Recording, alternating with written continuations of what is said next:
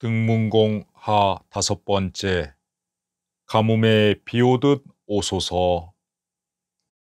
맹자가 한때 왕도 정치에 기대를 품었던 등나라는 이웃 송나라에게 멸망을 당합니다.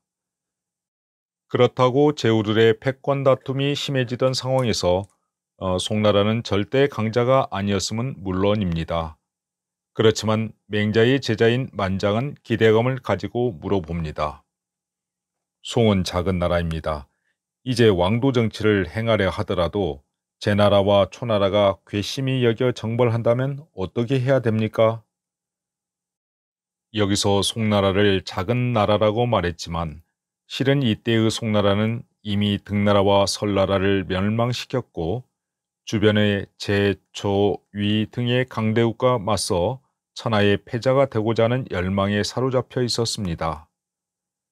만장은 송나라가 장차 왕도 정치를 시행했으면 하는 기대 심리도 맹자에게 물은 것입니다.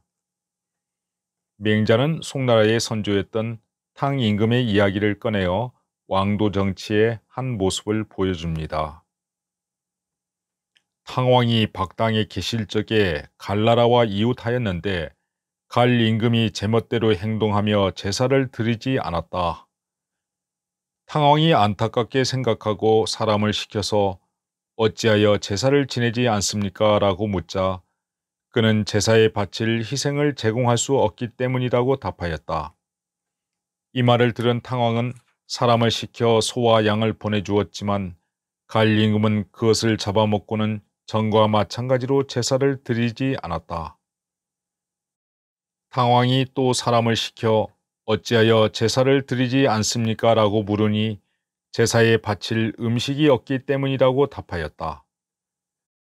탕왕이 박당의 백성을 시켜 갈나라에 가서 그들을 위해 박 가는 것을 도와주게 하니 노약자들은 일꾼들의 먹을 것을 제공하였다.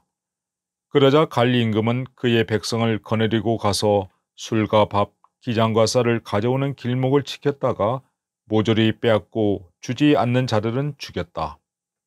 이때 어떤 어린아이가 기장밥과 고기를 가지고 와서 먹을 것을 주자 그 어린 것을 죽이고 음식까지 빼앗았다. 서경에 이르기를 갈 임금이 밥을 제공하는 자를 원수로 여겼다는 기록이 있으니 바로 이 어린아이를 죽이고 가진 것을 모조리 빼앗은 일을 말하는 것이다. 포악함이 이에 이르자 탕 임금은 그 어린 것을 죽인 것을 명분으로 내세워 정벌하였다. 이를 들은 사회의 모든 사람들은 탕 임금의 마음이 천하의 부유함을 탐내서가 아니라 백성들 생각하는 마음으로 평범한 남녀가 죄 없이 죽음을 당한 원수를 갚은 것이라고 말하였다. 그러한 인품의 소유자가 탕 임금이셨다. 탕 임금이 첫 번째 정벌을 갈나라로부터 시작하여 11개국을 정벌하셨는데 천하에 대적할 리가 아무도 없었다. 동쪽을 향해 정벌하면 서쪽 사람들이 원망하며 남쪽을 향해 정벌하면 북쪽 사람들이 원망하여 어찌하여 우리나라를 나중에 정벌하시는가 라고 말하였다. 백성들은 탕 임금이 자기 나라를 정벌하여 오기를 마치 큰 가뭄의 비를 받아듯이 하였으며 그들이 이미 나라 안으로 들어왔을 때는 시장으로 향하는 발걸음을 멈추지 않았고 김매는 농민들이 동의하지 않는 등 안정을 되찾았다. 탕 임금이 죄 있는 자기 나라 군주를 베고 임금을 유문한 것이 마치 단비가 내리듯 백성들이 크게 기뻐하였던 것이다. 서경에 우리 임금을 예탁에 기다렸는데 우리 임금께서 드디어 오시니 앞으로 포악한 형벌이 없으시겠지라고 하였다. 백성의 기뻐함이 이와 같았으므로 왕도 정치를 천하에 행하신 것이다. 상나라를 건국한 탕 임금의 이야기는 워낙 유명합니다. 오로지 백성만을 향한 마음으로 포악한 군주였던 거랑을 정벌하여 모든 이들의 칭송을 받던 성군이었기 때문입니다. 특히 백성사랑이라는 명분이 분명하였기에 천하의 그 누구도 쉽게 대적할 리가 없었으므로 오랜 가뭄에 촉촉이 내리는 비라는 의미의 시우가 바로 그였던 것입니다. 맹자는 탕임금뿐만 아니라 같은 맥락에서 서경에 기록된 주나라 무왕에 관한 이야기도 소개합니다. 상나라 역시 마지막에는 포악한 군주인 주가 있었는데 여전히 그를 도우면서 새로 건국한 주나라의 신하로 복종하지 않은 자가 있었다. 동쪽을 정벌하여 그곳 남녀들을 편안하게 하자 그들은 검고 누런 패백을 상자에 넣어 가지고 와서 말하였다. 상나라를 섬겼듯이 이제 이어서 우리 주나라 임금을 섬기렵니다.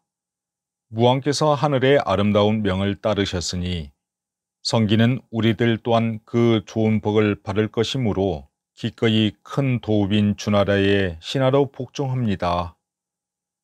이처럼 상나라에서 벼슬 앓은 군자들은 검고 누른 패백을 상자에 담아 주나라 군자를 맞이하였고 그곳 백성들은 대나무에 싼 밭과 물병을 들고 주나라 백성들을 맞이하였다. 그들은 왜 그랬을까? 무왕께서 백성을 홍수와 화재 속에서 구원하듯 하였고 백성을 해치는 잔악한 자들을 잡아내 죽이시고 죄 없는 사람에게 멋대로 형벌을 주지 않았기 때문이다. 맹자는 백성을 해치는 잔악한 자를 죽였다는 사례를 서경의 다음과 같은 기록을 통해 덧붙이며 왕도 정치가 천하를 안정시키는 정답임을 말합니다. 태서에 말하였다. 우리의 용맹스런 위엄을 떨쳐 저들의 국경을 침범하여 그 죄를 밝히고 잔악한 자를 골라 죽여서 정벌의 공이 크게 베풀어졌다. 이는 탕 임금이 거를 내쳐서 포악함을 제거하고 백성을 구원한 것과 비교하면 더욱 빛나도다.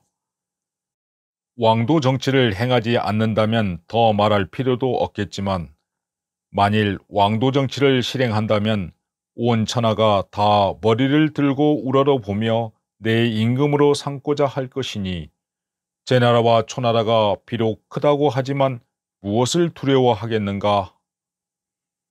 맹자 자체도 어려운 대목이 많은데 맹자에서 인용하는 서경이나 시경의 구절은 더욱 어렵습니다. 맹자 이전의 역사적 기록 가운데 맥락에 따라 핵심적인 구절만을 적절하게 제시하기 때문입니다. 맹자의 대표적인 주석가인 후한시대 조기는 맹자가 오경 중에서도 특히 시경과 서경에 장점이 있다는 말을 하였는데 그 말이 맞는 것 같습니다.